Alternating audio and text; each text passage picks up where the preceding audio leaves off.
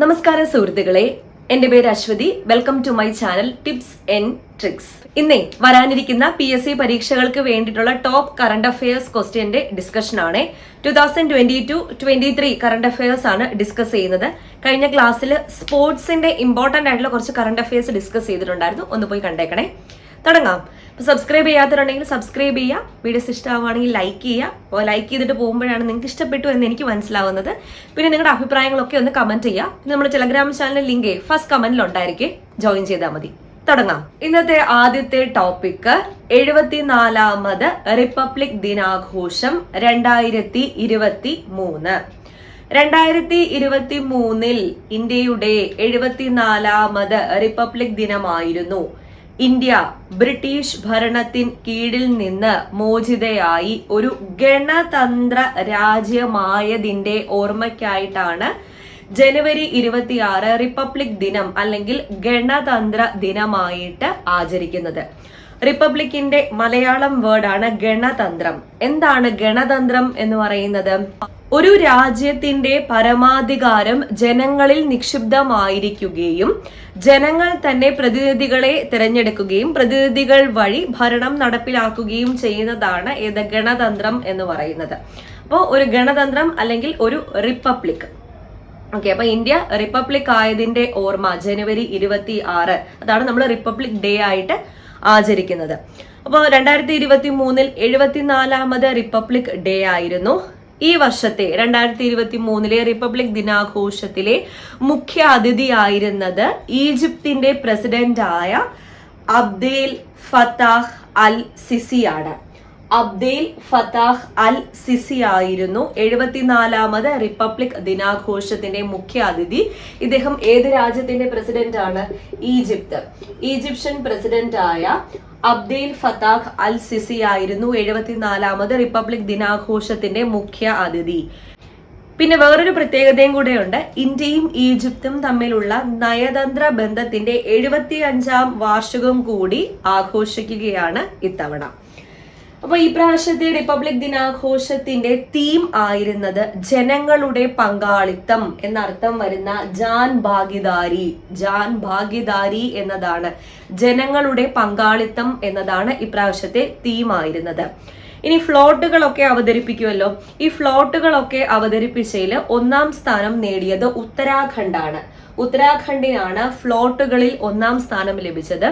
2ാം സ്ഥാനം ലഭിച്ചത് മഹാരാഷ്ട്രയ്ക്കാണ്. ഇനി കേരളം സ്ത്രീ ശാക്തീകരണം എന്ന തീമിലാണ് ഫ്ലോട്ട് അവതരിപ്പിച്ചത്. സ്ത്രീ ശാക്തീകരണം എന്ന തീമിലാണ് കേരളം ഫ്ലോട്ട് എന്ത് ചെയ്തത്? അവതരിപ്പിച്ചത്.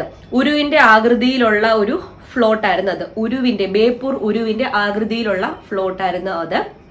പിന്നെ റിപ്പബ്ലിക് ദിനാഘോഷം രാഷ്ട്രപതി ന്യൂഡൽഹിയിലെ കർത്തവ്യ പഥിൽ നിന്നാണ് നയിച്ചത്. എവിടെ നിന്നാണ്? കർത്തവ്യ പഥ്. അപ്പൊ കർത്തവ്യ പഥ് ഏതാണ്?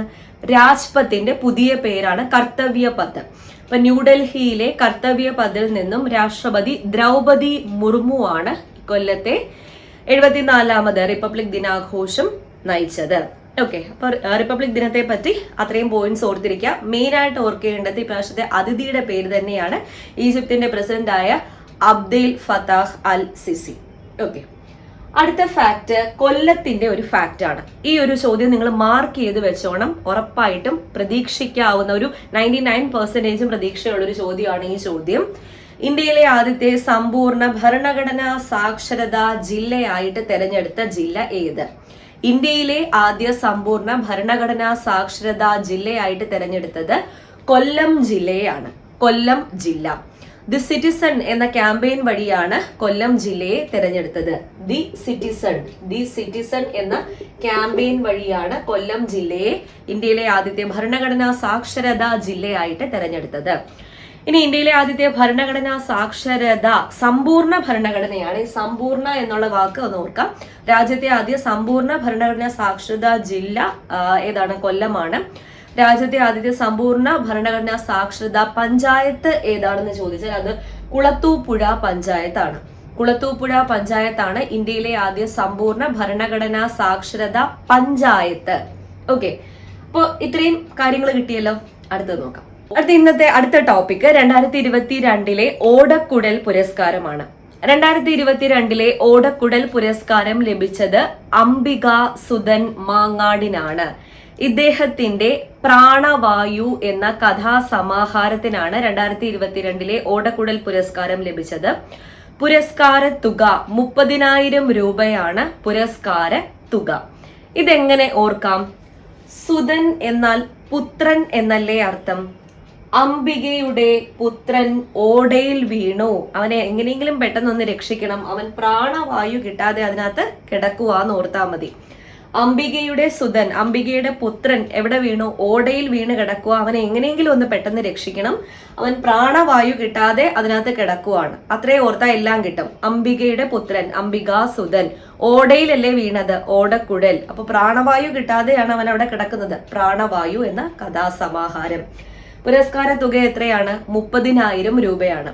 നമ്മൾ ഈ അംബിക സുധൻ മാങ്ങാടിനെ പറ്റി പറയുമ്പോൾ ഏറ്റവും ആദ്യം ഓർക്കുന്ന ഒരു നോവലില്ലേ, അതാണ് എൻ മഗജെ എന്ന നോവൽ. എൻ മഗജെ എന്ന നോവൽ. അപ്പൊ ഈ അംബിക സുധൻ മാങ്ങാട് ഒരു കാസർഗോഡുകാരനാണ്.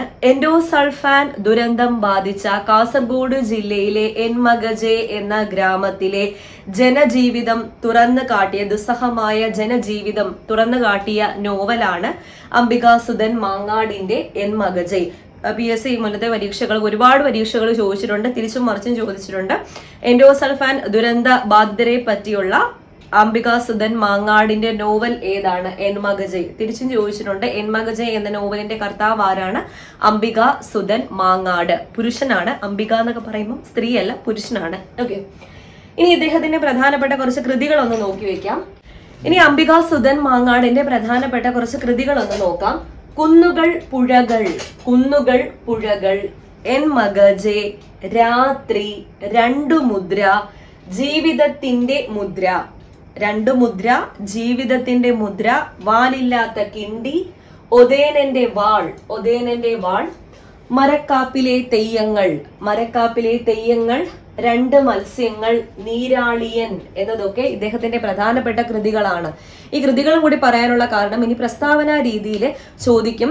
ചുവടെ തന്നിരിക്കുന്നതിൽ അംബിക സുധൻ മാങ്ങാടുമായി ബന്ധപ്പെട്ടതേത്, ബന്ധമില്ലാത്തതേത് എന്നൊക്കെ ചോദിച്ചു കഴിഞ്ഞാൽ ഉത്തരം കിട്ടണം. അതുകൊണ്ടാണ് കൂടെ റിലേറ്റഡ് ആയിട്ട് കൃതികളും കൂടി പറഞ്ഞത്. അപ്പൊ കൃതികളൊന്ന് മനസ്സിലോർത്തേ. കുന്നുകൾ പുഴകൾ, കുന്നുകൾ പുഴകൾ, എൻ മഗജെ, പിന്നെ പ്രാണവായു എന്ന കഥാസമാഹാരത്തിനാണ് അംബിക സുധൻ മാങ്ങാടിന് ഓടക്കുഴൽ പുരസ്കാരം ലഭിച്ചതെന്ന് ഓർക്കാം. രാത്രി, രണ്ടു മുദ്ര, ജീവിതത്തിന്റെ മുദ്ര, വാലില്ലാത്ത കിണ്ടി, ഒതേനന്റെ വാൾ, മരക്കാപ്പിലെ തെയ്യങ്ങൾ, രണ്ടു മത്സ്യങ്ങൾ, നീരാളിയൻ എന്നതാണ് ഇദ്ദേഹത്തിന്റെ പ്രധാനപ്പെട്ട കൃതികൾ.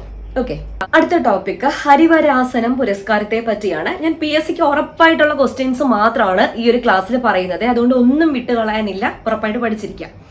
ഓക്കെ, അപ്പൊ ഹരിവരാസന പുരസ്കാരം 2023 ലഭിച്ചത് ശ്രീകുമാരൻ തമ്പിക്കാണ്. 1,00,000 രൂപയാണ് പുരസ്കാര തുക. 2023 ഇത് നമുക്ക് എളുപ്പത്തിൽ ഓർക്കാം. ഹരിശ്രീ, ഹരിശ്രീ അങ്ങനെ ഓർത്താൽ മതി. ഹരിശ്രീ ഗണപതായേ നമഃ, ഹരിശ്രീ എന്ന് തന്നെ ഓർത്തു കഴിഞ്ഞാൽ ശ്രീകുമാരൻ തമ്പി. ഇപ്പൊ റീസെന്റ് ആയിട്ടുള്ള കാര്യമായതുകൊണ്ട് ഹരിശ്രീ, ശ്രീകുമാരൻ തമ്പി 2023. ഇനി 2022 കൂടി ചോദിക്കുവാണെങ്കിൽ അത് ആലപ്പി രംഗനാഥിനും കൂടിയാണെന്ന് ഓർത്ത് വെച്ചേക്കാം. 2022 ഹരിവരാസന പുരസ്കാരം ലഭിച്ചത് ആർക്കാണ്? ആലപ്പി രംഗനാഥിനാണ്. 2023 ലഭിച്ചത് ശ്രീകുമാരൻ തമ്പി. ഹരിശ്രീ എന്ന് ഓർത്താൽ മതി. 1,00,000 രൂപയാണ് പുരസ്കാര തുക. ഇനി അടുത്ത ടോപ്പിക് വളരെ ഇമ്പോർട്ടന്റ് ആണ്. Film critics award. ഒരുപാട് തവണ PSC എടുത്ത് ചോദിച്ചിട്ടുള്ള ഒരു ഏരിയ ആണ് ഈ ഫിലിം ക്രിട്ടിക്സ് അവാർഡ്. 45ാമത് ഫിലിം ക്രിട്ടിക്സ് അവാർഡ് 2021. ഈ പറയുന്ന എല്ലാ പോയിന്റ്സും ഓർത്തിരിക്കണേ. അപ്പൊ 45ാമത് ഫിലിം ക്രിട്ടിക്സ് അവാർഡ് 2021 മികച്ച ചിത്രം, മികച്ച ചിത്രം ആവാസവ്യൂഹം. ആവാസവ്യൂഹത്തിന്റെ സംവിധായകന്റെ പേര് മസ്റ്റായിട്ടും ഓർക്കാം. Krishanth, Krishanth, Krishanth RK, Krishanth RK, Krishanth RK, Krishanth RK ആണ് ആവാസവ്യൂഹം എന്ന ചിത്രത്തിന്റെ സംവിധായകൻ. അപ്പൊ മികച്ച ചിത്രത്തിനുള്ള പുരസ്കാരം ലഭിച്ചത് ആവാസവ്യൂഹം. മികച്ച നടൻ ദുൽഖർ സൽമാൻ, മികച്ച നടൻ ദുൽഖർ സൽമാൻ. ചിത്രങ്ങൾ ഏതൊക്കെയായിരുന്നു? കുറുപ്പും സല്യൂട്ടും, കുറുപ്പും സല്യൂട്ടും ആയിരുന്നു.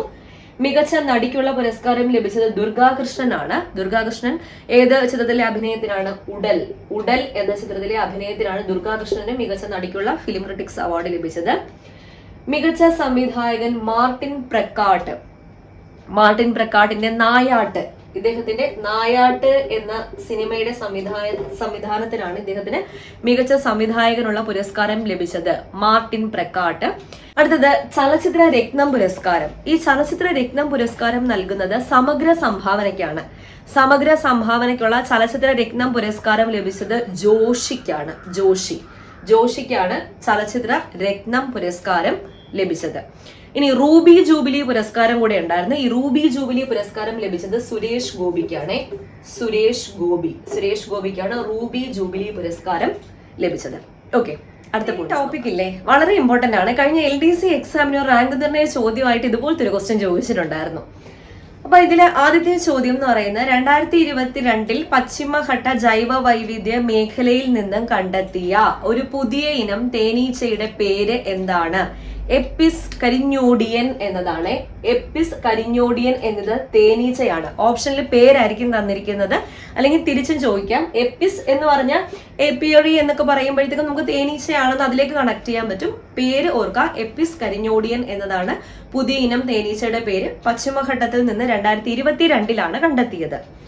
ഇനി 2023 ഓറഞ്ച് കളറിലുള്ള ഒരു അപൂർവ ഇനം വവ്വാലുകളെ കണ്ടെത്തിയ കാങ്കർവാലി നാഷണൽ പാർക്ക് ഏത് സംസ്ഥാനത്താ? ഛത്തീസ്ഗഡ്. അപ്പൊ ഇവിടുന്ന് 2-3 ചോദ്യങ്ങളുണ്ട്.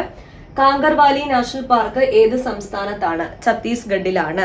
അവിടെ എന്തിനെയാ കണ്ടെത്തിയത്? അപൂർവ ഇനം വവ്വാലുകളെയാണ് കണ്ടെത്തിയത്. ഓറഞ്ച് കളറിലുള്ള അപൂർവ ഇനം വവ്വാലുകളെയാണ് കണ്ടെത്തിയത്.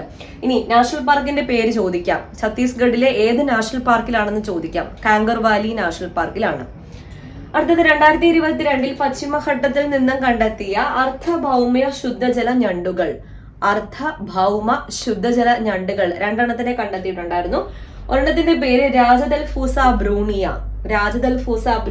അടുത്തതിന്റെ പേര് പവിഴം ഗവി. ഇത് രണ്ടും എന്താണ്? ഞണ്ടുകളാണ്. രാജദൽഫൂസ ബ്രൂണിയയും പവിഴം ഗവിയും ഞണ്ടുകളാണ്. പശ്ചിമഘട്ടത്തിൽ നിന്ന് 2022 കണ്ടെത്തിയ ഞണ്ടുകളാണ്. ഓക്കെ, അപ്പൊ ഇത്രയാണ് ഇന്നത്തെ ഒരു സെഷൻ. എല്ലാ ക്വസ്റ്റ്യൻസും ഇമ്പോർട്ടന്റ് ആണ്, ഒന്നുപോലും വിട്ടുകളയരുത്. വീഡിയോ ഇഷ്ടപ്പെടാൻ ലൈക്ക് ചെയ്തിട്ട് പോവാം. വീണ്ടും കാണാം. Tata, bye bye, thank you.